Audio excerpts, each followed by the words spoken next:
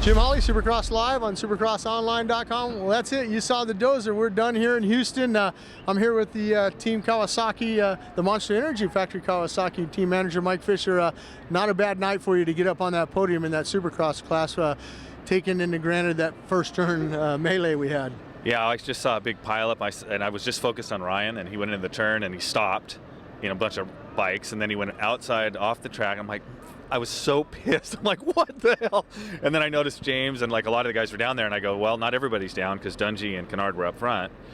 Wyndham had checked out already. Like, he was just pinning it. So I just saw Ryan. He was in about 11th or 12th, and he got kind of a slow start. He actually got passed, I think, at one point, and then he started to finally race, and he rode awesome. He rode just so good.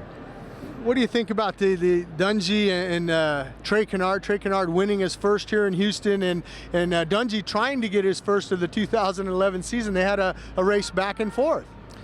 It was, I didn't watch him that much. I watched every once in a while I'd look back at him, but at the very end, going off the finish line jump, Dungey was side by side with him going off that last jump, and Trey kind of just squeezed him off a little bit, and Dungey shut off right at the line, really, to not do that double. It's pretty gnarly, but yeah, Trey wanted it just a little bit more. It was a good race, I'm sure. I didn't watch the whole thing, but I'm sure it was awesome.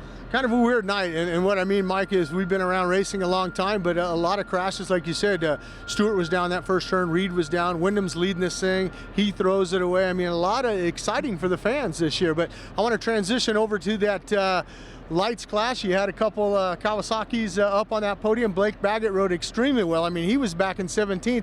He comes up and finishes third in that main event, and then you had Dean Wilson finishing up second, and he had a great battle with the winner, Justin Barcia. Yeah, those guys, you can tell, we were watching it, those kids, man, they're going for it. And yeah, Baggett did a great, actually they all did good.